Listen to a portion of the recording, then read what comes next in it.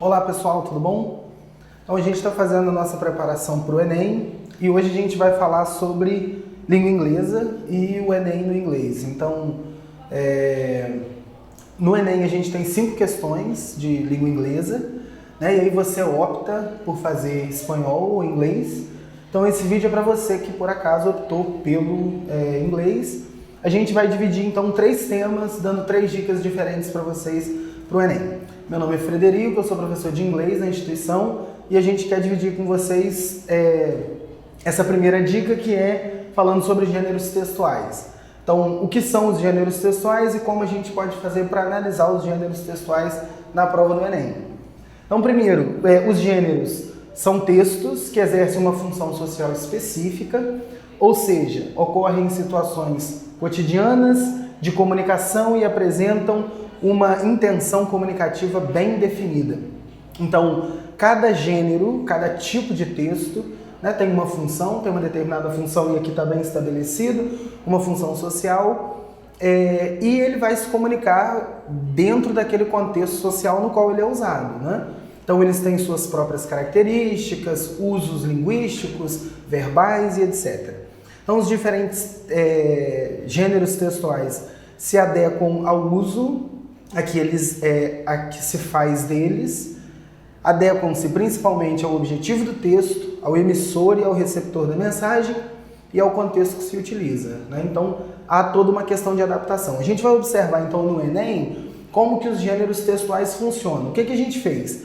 A gente vai trazer para vocês aqui alguns exemplos de provas anteriores, olhar o texto e fazer certas observações acerca desse texto, portanto, acerca desse gênero.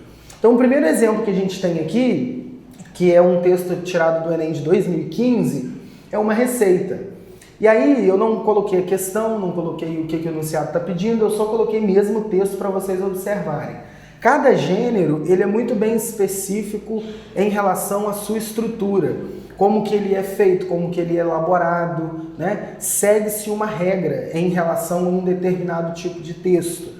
Então, entender qual tipo de texto você está lendo ajuda bastante na sua leitura. Então, por exemplo, aqui é uma receita.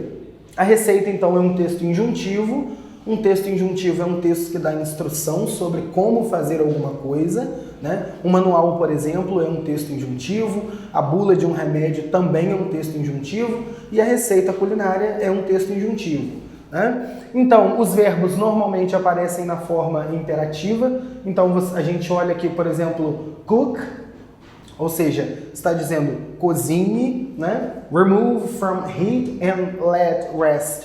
Então, remova do calor e deixe descansar until cool enough to handle. Form into small balls. Então, forme, portanto, todas são formas imperativas, né? O que é muito característico nesse tipo de texto, no texto injuntivo, e ele é um texto denotativo, ou seja, o sentido desse texto é literal, ele não é um texto fictício, né? Com valor, com sentido conotativo. Então, esse é o primeiro gênero que a gente está vendo receita, mas se aplica a todos os outros gêneros também, que são textos injuntivos, como, de novo, manual, bula de remédio, todos esses então são chamados os textos injuntivos. Eles têm essas mesmas características, né? Os verbos na forma imperativa e o texto normalmente é um texto denotativo.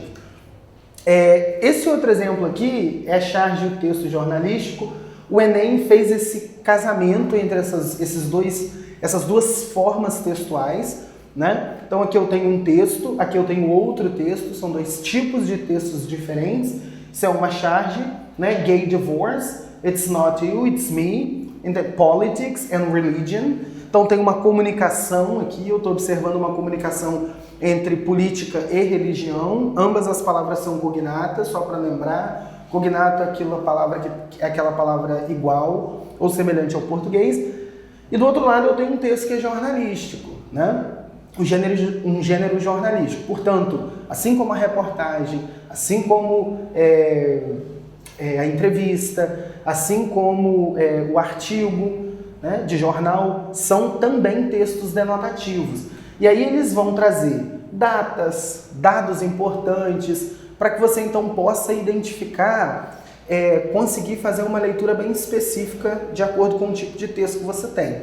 Aqui a gente tem um diálogo entre esses dois tipos de texto, o Enem trouxe a questão dessa forma, pedindo que esses textos dialogassem, né?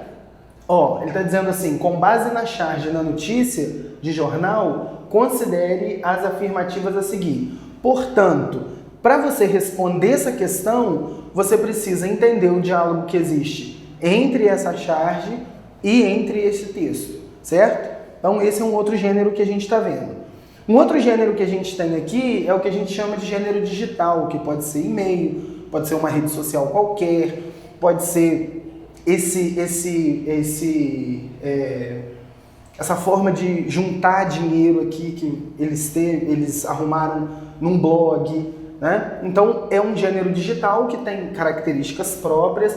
Então você observa características bem próprias de algo que é online. Então você vê my name is Kate Watts, I want to share a sushi platter, I usually pay. Aqui você tem a opção de quanto você paga, né? Então esse é um gênero chamado de gênero digital. Você faz a observação desse gênero exatamente para você já ter uma antecipação de que tipo de linguagem, quais tipos de verbos normalmente você vai encontrar no seu texto. E a gente tem também o gênero musical, né? Gênero música. O que eu vou esperar ou não esperar de um gênero como esse?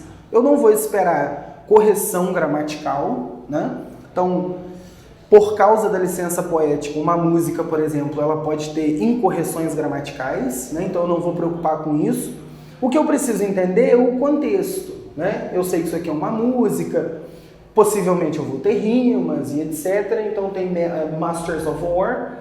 A identificação eu tenho os trechos, né? O refrão e as estrofes. E aí então eu vou fazer a identificação de que tipo de texto é esse antes de eu realizar a minha leitura.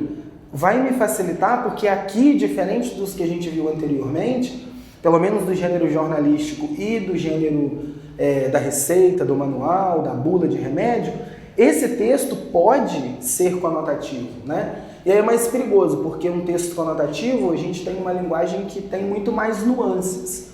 Então é muito mais, pode se tornar muito mais complexo a interpretação, porque quando você trabalha com conotação, você trabalha com realidades linguísticas que são um pouco mais complexas, precisam um pouco mais de abstração, né? Então você precisa ficar atento a esses detalhes.